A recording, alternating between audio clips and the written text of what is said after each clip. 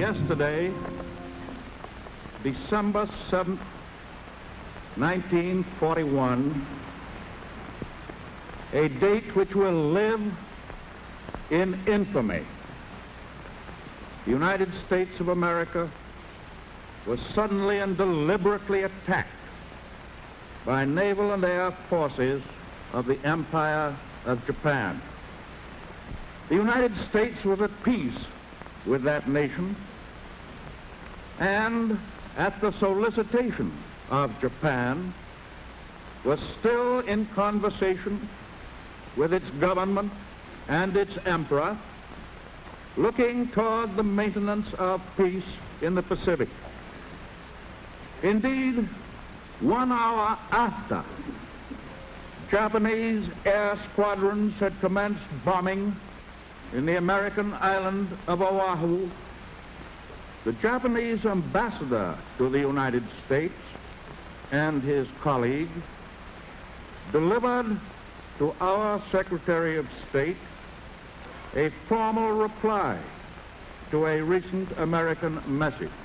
Japan has therefore undertaken a surprise offensive extending throughout the Pacific area.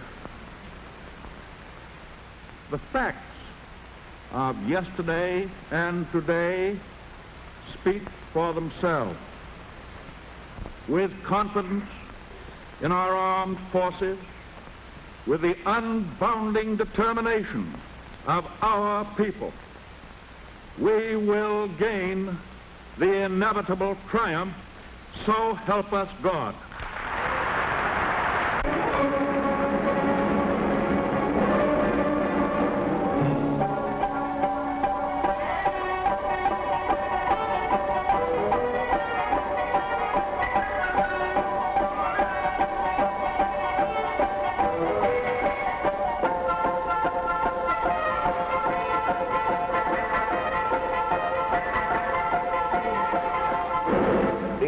Embargo is far too great a security to American peace to permit its surrender without a last-ditch fight.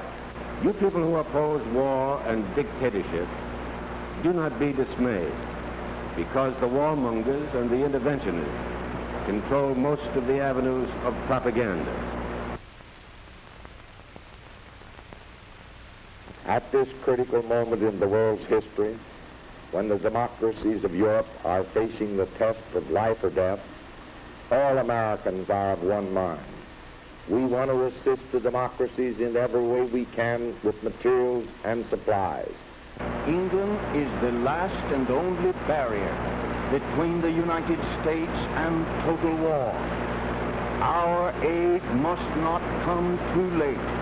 Therefore, we must give President Roosevelt power to set in motion an industrial blitzkrieg that will make it possible for England to blast Hitlerism from the face of the earth. It was fully and freely debated. Men were stamped interventionists and isolationists, and the debate grew bitter. Into this free debate trooped the agents of the aggressors, for they too were permitted to speak in our democracy. They wore Hitler's uniforms, but they wrapped themselves in the American flag.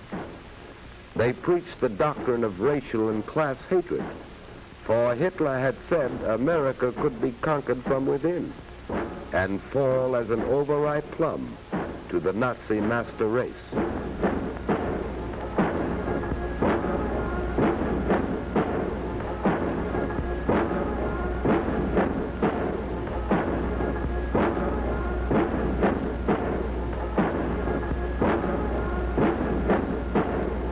Jewish Moscow direct examination.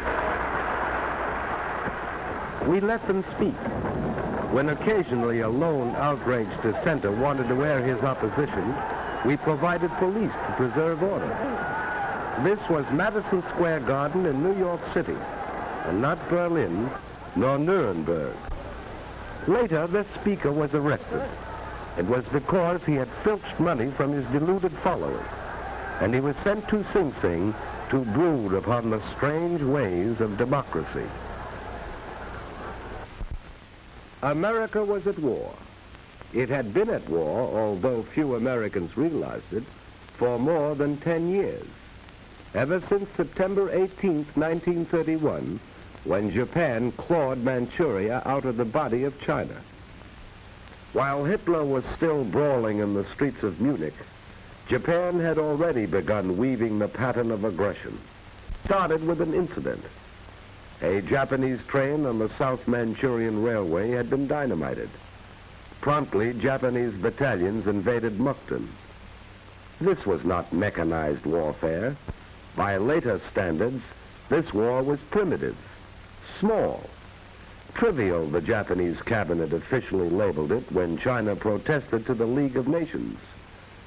12 Japanese planes bombed a Chinese city. Trivial. The League branded Japan an aggressor, and Japan resigned, deeply hurt. Japan moved further into China. Pausing only for breath, Japan inflated the Mukden incident into the China incident. It was not war, the Japanese said. 400 million Chinese were caught up in this incident. China was looted and shelled and put to the torch. Chinese forces united under Generalissimo Chiang Kai-shek were pressed back by the invaders. China moved her armies and her meager war industries far into the interior. The Chinese fought on not so much with weapons as with space and time. And the warriors of Japan, still breathing the spirit of the samurai in an era of machines, adopted Western methods of warfare as they had adopted Western clothes and architecture and music. And the Japanese warriors dreamt of the conquest of Asia and then of the world. And their emperor invoked the blessings of the divine upon this dream.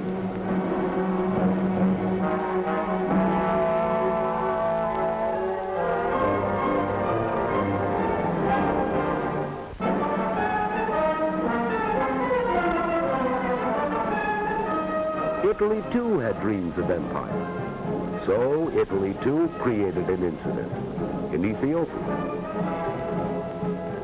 Having achieved unity within by virtue of the club, castor oil, and the concentration camp, Mussolini was ready.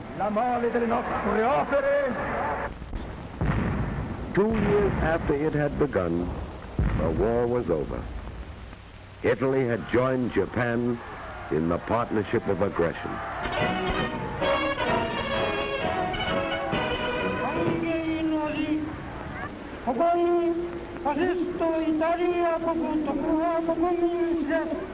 Il saluto che io vi rivolgo è diretto a tutto il popolo del Giappone, tutti gli italiani, ed ha fondato un impero.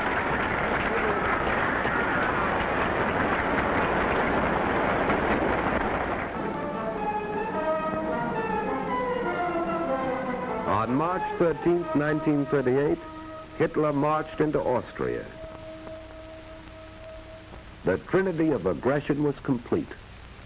4 years Hitler had planned and plotted. So Hitler marched into Austria. His conquest was bloodless. It was not entirely bloodless. German and Italian forces had been fighting in Spain. General Franco had revolted against the Republican government. He invited and received German and Italian aid. The duly elected government received some Russian aid. The democracies evolved a formula of non-intervention. The dictators brushed this aside. Here was opportunity for a dress rehearsal for full-scale war, an excellent chance to test new weapons and tactics. The Spaniards were the guinea pigs, men, women, and children. It was a long war, ended finally by hunger.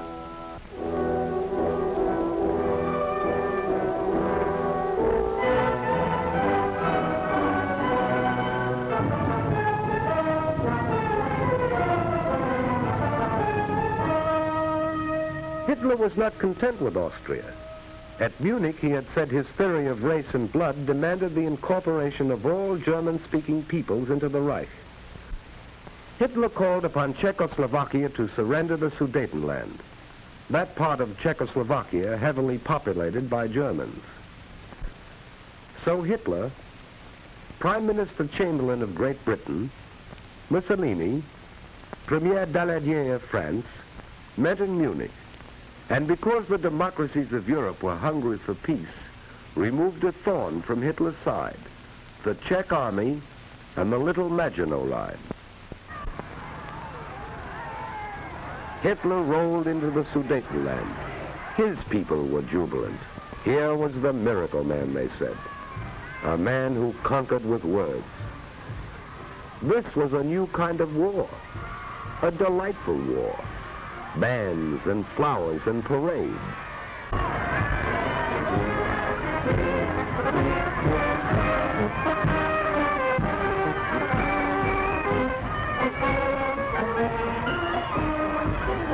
Hitler told his people he was content. He wanted no more territory. He guaranteed the integrity of the mutilated Czechoslovak Republic. Thereupon he paused to rest, and then marched into Prague. The Republic was destroyed. The democracies had lost a valuable ally. On April 14, 1939, President Roosevelt appealed to Hitler and Mussolini for a 10-year guarantee of peace, and Hitler mocked as he called the roll of his future victims. Litauen, Estland, Norwegen, Schweden, Dänemark, Niederlande, Belgien, Großbritannien, Irland, Frankreich, Portugal, Spanien, die Schweiz, Liechtenstein, Luxemburg, Polen, Ungarn, Rumänien, Jugoslawien. The Reichstag roared. Hitler had signed a treaty of friendship with Poland. He had given Poland a slice of Czech territory, and now it was Poland's turn to ascend the sacrificial altar. Hitler didn't declare war. On September 1st, 1939, he struck without warning, which is the way of the aggressor. You will soon see Hitler's own photographic record of the Blitz in Poland. The formula is simple enough. First, choose your victim, an army still living in the past. Few planes, fewer tanks, outmoded guns and outmoded tactics. Choose an army relying upon courage rather than machines.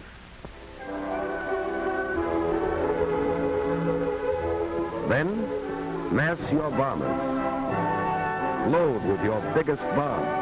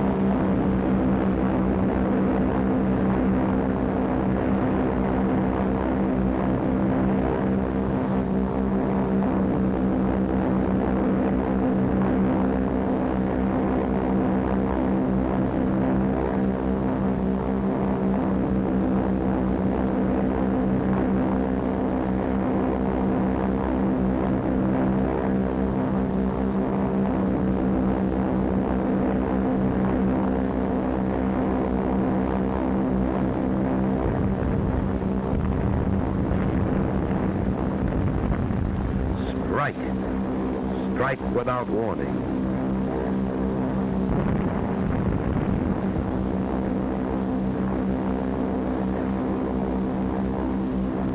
Destroy his inadequate air force on the ground. Blast those who escape out of the air.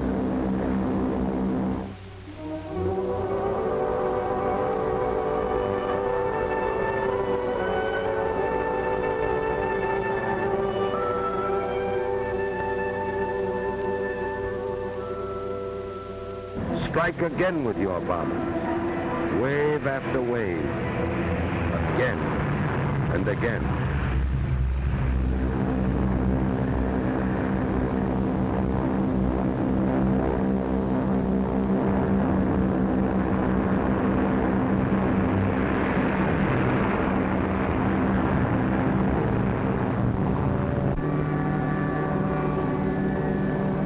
Strike at the railroad, for then the victim cannot mobilize. It cannot move men and supplies. Its armies are isolated.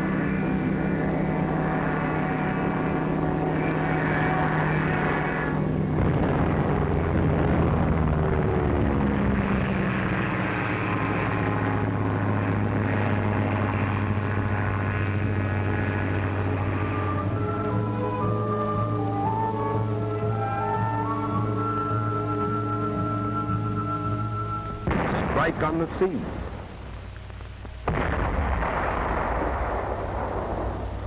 Strike on land, with tanks against horses, giant guns against sabers and rifles. Choose your time carefully, making sure the weather favors your machine. Strike at a city, so that civilians will take to the roads, hampering the armies, so that women and children will be killed in the streets or in hastily contrived shelters.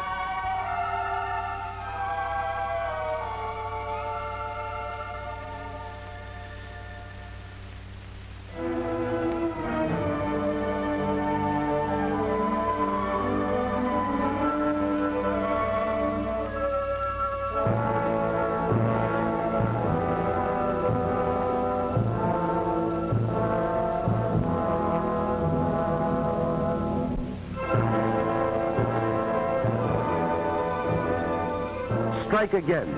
Repeat the dose, day after day, and then add a drop of treachery in the form of fifth columnists.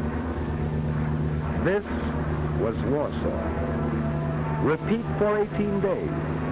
One Nazi pincer cuts the Polish corridor. Another races to Krakow. From East Prussia, another army moves on Warsaw. Encircled, bombed, shelled, and starved, Warsaw surrenders. Now, over the roofless city, send your Luftwaffe sailing leisurely to photograph your handiwork.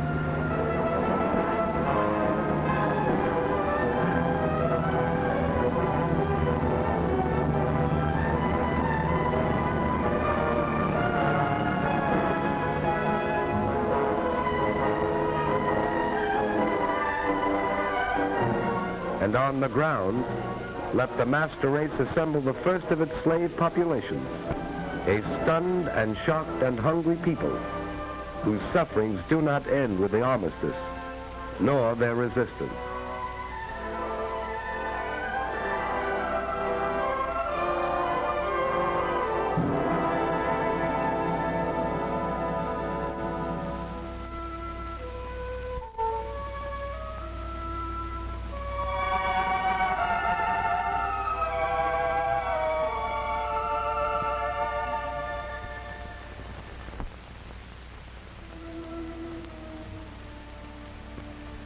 Now, gloat.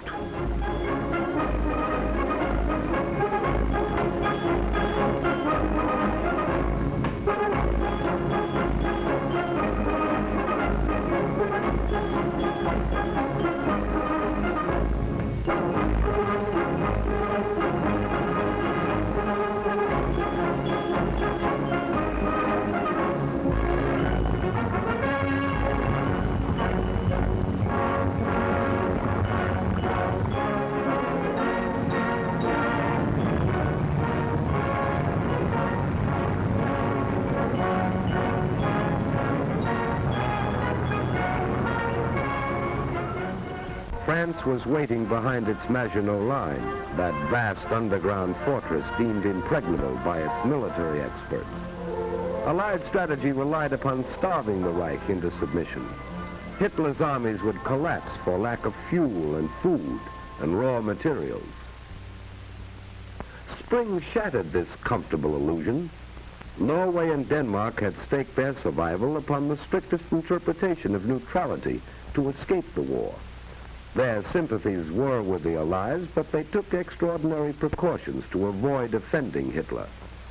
So, on April 9th, Hitler invaded Denmark and Norway. Denmark was powerless to resist and didn't. Norway was stunned by an avalanche of force and treachery. Fifth columnists, led by Major Quisling, a Norwegian traitor, spread panic and confusion. On May 9th, Hitler invaded Holland and Belgium. This pictorial record you are watching was made by Nazi cameramen at the order of Dr. Goebbels, the German propaganda minister. He showed this Wagnerian symphony of devastation to neutral nations in Europe and South America to frighten them into surrender. You will observe that here in Holland, for example, not one German soldier is killed or wounded or even suffers a fractured ankle in an avalanche of destruction. Using tanks, dive bombers,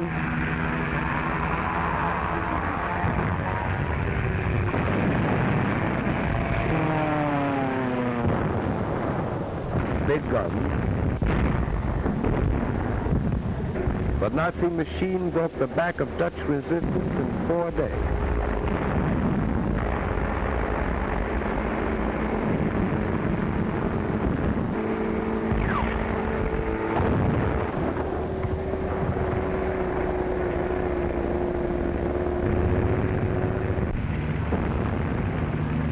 This was Rotterdam, bombed after the Dutch forces had surrendered.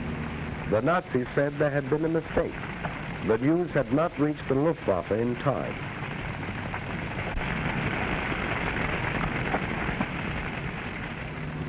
And the next morning, reconnaissance planes flew over the city as they had flown over Warsaw, recording for the propaganda ministry another tribute to the efficacy of the Luftwaffe, while Rotterdam buried its dead, as Warsaw had, and formal negotiations for surrender were duly completed.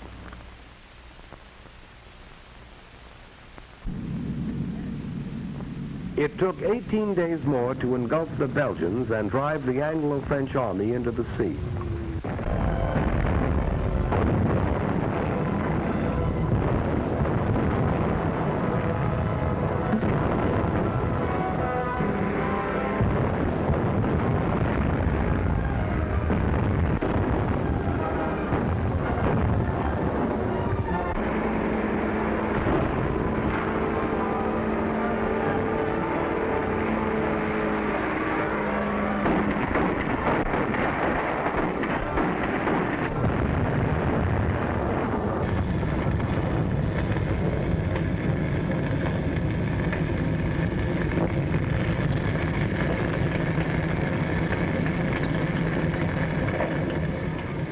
This was the Belgian cathedral city of Louvain, scarred in the First World War and restored anew, and again it fell victim to the invaders. Again its inhabitants took to the roads to escape the pursuing fires.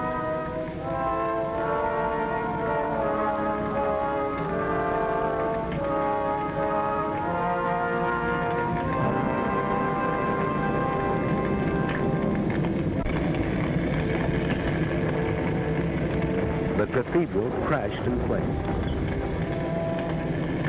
The invaders rolled on. Morning found the refugees still fleeing blindly. Reputable observers said these refugees were machine gunned from the air. There is no photographic evidence of this. And this is what they fled. The Nazi machine moved on, and after a day's destruction, paused only to sleep.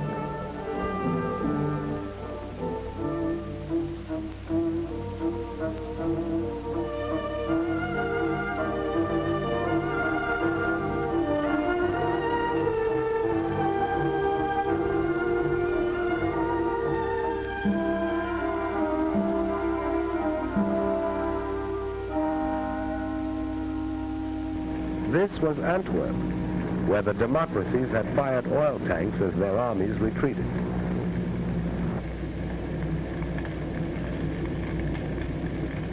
The improvised Allied defense collapsed. The British Army was driven into the sea at Dunkirk, according to plan. Dunkirk has been called the triumph of man over the machine.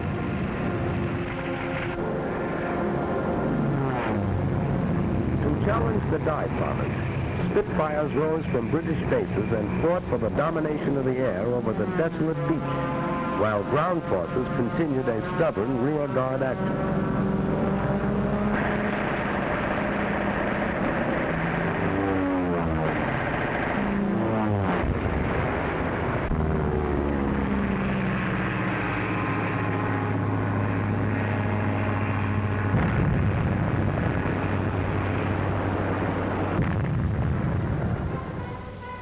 British ships, cruisers, destroyers, yachts, paddle boats, anything that could float, crossed the channel and evacuated some 350,000 British and French troops back to England. For the British were determined to save their men. Here in the wreckage was the story of the epic evacuation. Men walked into the sea and swam to their rescuers.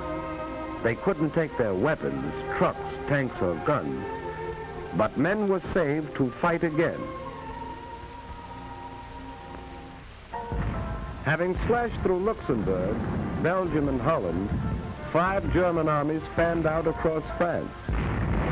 Treachery and incompetence had doomed the nation that only a decade ago had been leader of Europe. Now the campaign mounted in fury as France crumbled.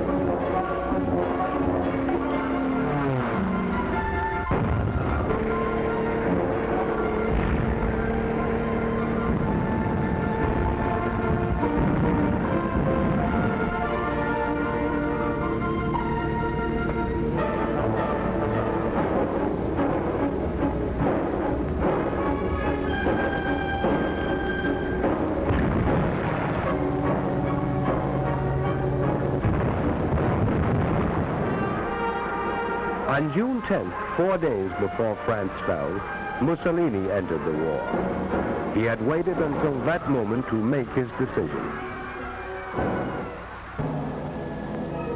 And now the Nazis entered Paris. This had been the dream of the Kaiser in the last war. Hitler achieved it.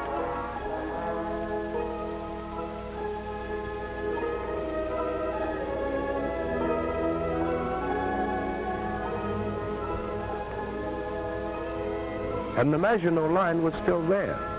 The Nazis had merely outflanked it. Now they tried direct attack, and the Maginot Line fell.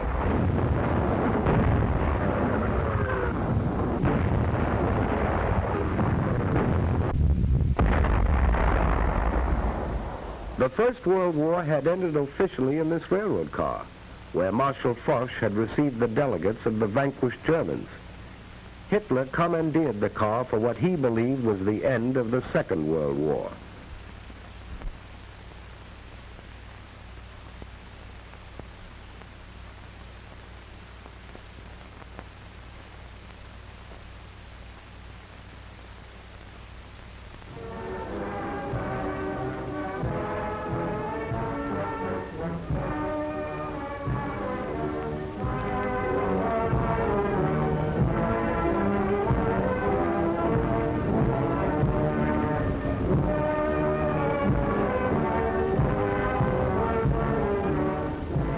Here at Compiègne, Vichy was born. Hitler was happy.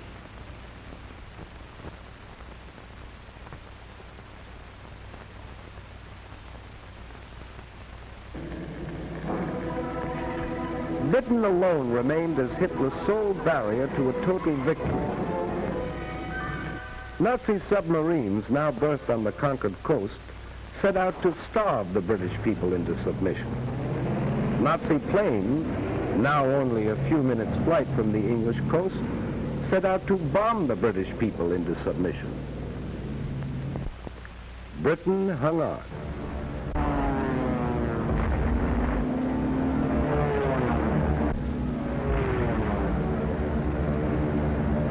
They bombed railroads and factories to disrupt transportation and war production. They bombed by day, and when the Royal Air Force smashed more than 180 of the bombers out of the sky in one session, they bombed by night. The face of London changed. Historic landmarks disappeared. Night after night, London was left a sea of fire.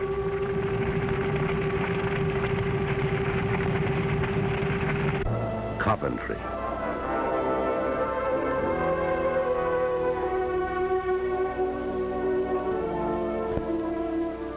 Air armadas appeared over these cities through the fall and winter of 1940 and well into the spring of 1941. Wreckage was cleared and production continued. A new army was created, equipped with new weapons. And Hitler, frustrated, turned east. If this were to be a long war, he would need Russian oil and Russian wheat. So he proclaimed himself anew the archenemy of communism, despite his earlier plea to the German people that National Socialism and communism could live side by side.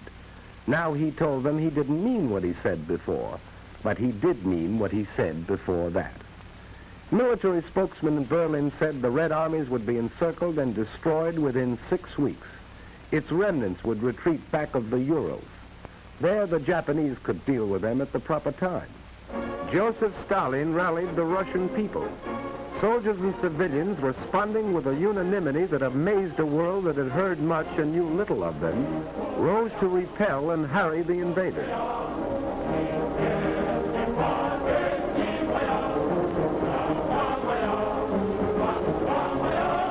Working with whatever tools they could seize, working against time, men and women, old and young, carved these huge tank traps.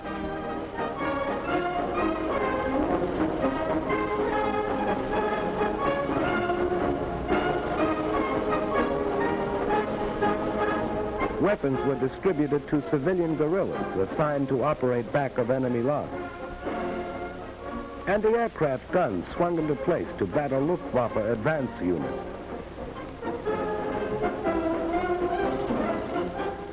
Here was the wheat that Hitler wanted, and Russian men, women, and children were determined to keep it out of his hands. They would have neither food nor shelter.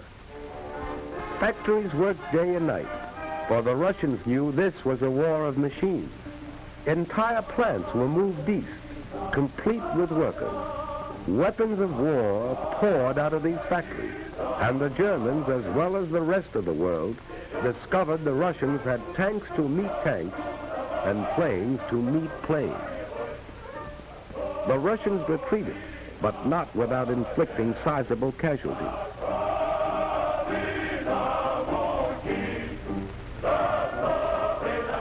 German prisoners captured seemed shocked at the ruthless opposition they encountered. It had been different in France.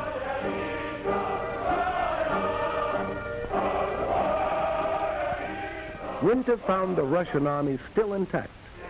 German casualties mounted until they were counted in the millions. Hitler's armies were not smashed in the winter campaign, but the Russians gained the initiative and held it. As the snows melted, Hitler was to meet new Russian armies and new machines as summer came to the 2,000-mile front.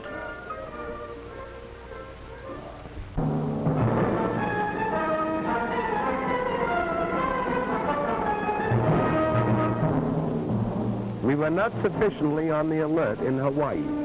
The Japanese won a series of spectacular victories in the Pacific. Under General Douglas MacArthur, American and Filipino forces fought a fabulous delaying action in the Philippines. Manila was bombed, although it was declared an open city. Because of vast distances, it was impossible to send supplies or reinforcements, and Bataan fell only when Americans and Filipinos had eaten their mules.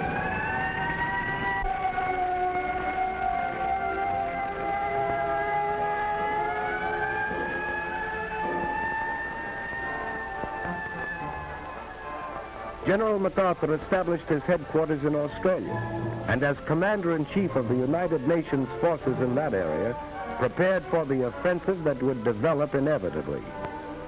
For despite setbacks, we had established a supply chain 6,000 miles across the Pacific that stretched to New Zealand.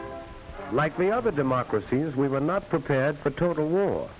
Fortunately, under the Lend-Lease Act of March 1941, we had set out to become the arsenal of the free and fighting nations. We were determined to supply them with our war goods, whether they could afford to pay or not. We were buying time. Time to convert the industries of peace into war. Time to make ships, merchant ships and warships. Time to make planes and more planes, bombers and fighters, faster, more powerful than any the world had ever seen. Time to make guns, and more guns, shells, and more shells, tanks, and more tanks. Time to gather the huge strength which was ours, to pour the great riches of American earth into the cauldron of war. Iron, steel, oil, coal. Time to build a navy called upon to fight in both oceans and upon all the seas, to convoy men and weapons to Australia, to Britain, to the Middle East, to Russia.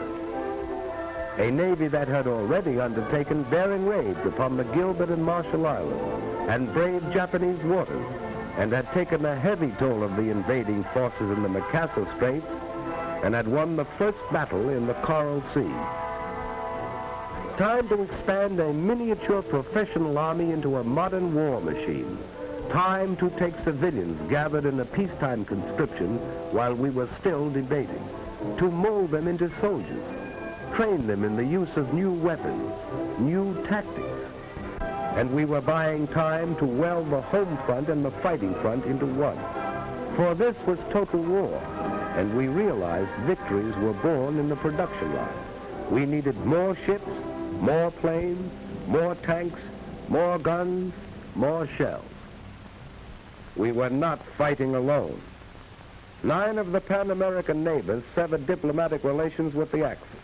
Colombia, Bolivia, Brazil, Ecuador, Mexico, Paraguay, Peru, Uruguay, and Venezuela. At this time, the issue is clearly drawn. There can be no peace until Hitlerism and its monstrous parasites are utterly obliterated, and until 9 of the Pan-American nations declared war upon the aggressors. Cuba, Costa Rica, the Dominican Republic, El Salvador, Guatemala, Haiti, Honduras, Nicaragua, and Panama. Mexico joined these nations in June 1942. We were not fighting alone. Even in the conquered countries, the will to fight survived. Dutch, Belgians, Yugoslavs, Greeks, Czechs, Filipinos, Poles, Norwegians, free Frenchmen, all fought with us on the far-flung battlefield. Australians, New Zealanders, South Africans, Canadians. We were not fighting alone in this war of the people seeking a world without war for their children.